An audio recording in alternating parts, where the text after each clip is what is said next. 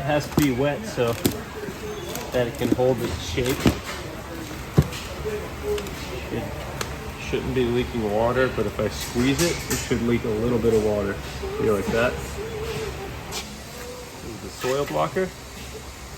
You can see that you fill this up, this space with soil, pack it in, and then to extrude it,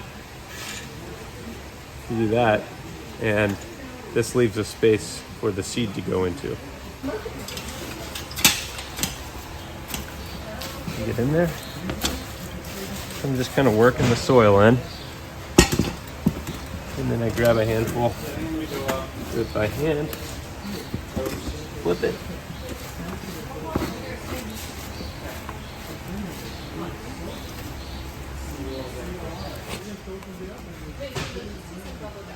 Place it in the tray, push down.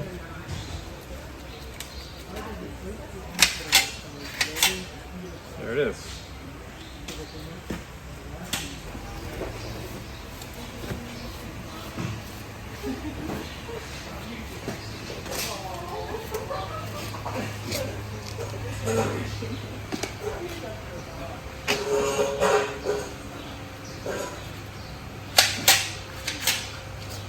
What's cool about these soil blocks is that they're individual blocks, right? With one plant in each block, right?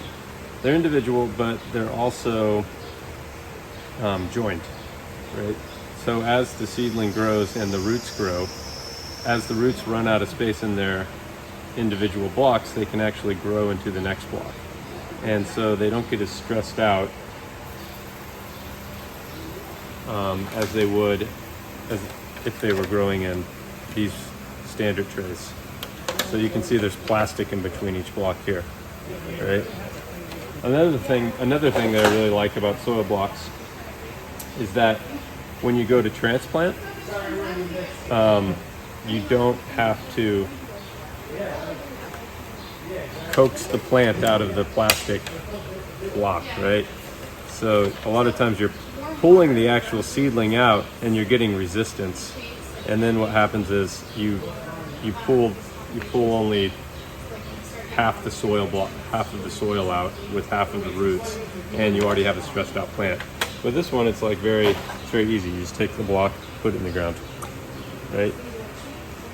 Some of the first seedings of the year are generally onions and some of the early spring flowers. So we've already seeded sweet peas, and now I'm starting to seed some of the pearl drop onions for the greenhouse.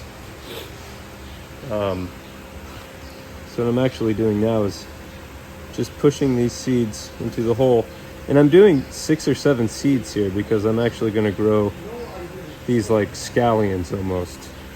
So there'll be 6 or 7 small onions in each one of these blocks, and then we'll space these out about 6 inches in the ground when they go into the actual bed where they're going to mature.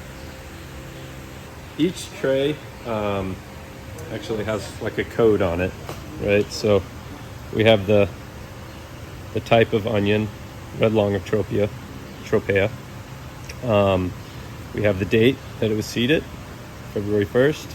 We have the bed that it's going to go into. So this is 5.2, which means it's in the greenhouse.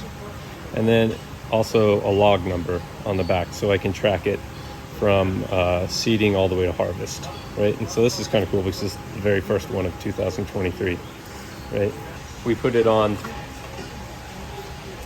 these heated tables, and these rubber tubes actually have hot water going through them. So the goal is to heat the soil up from the bottom up and trick the seeds into thinking that it's spring, right? So it gives us a head start on the season, and it really helps get much better germination rates.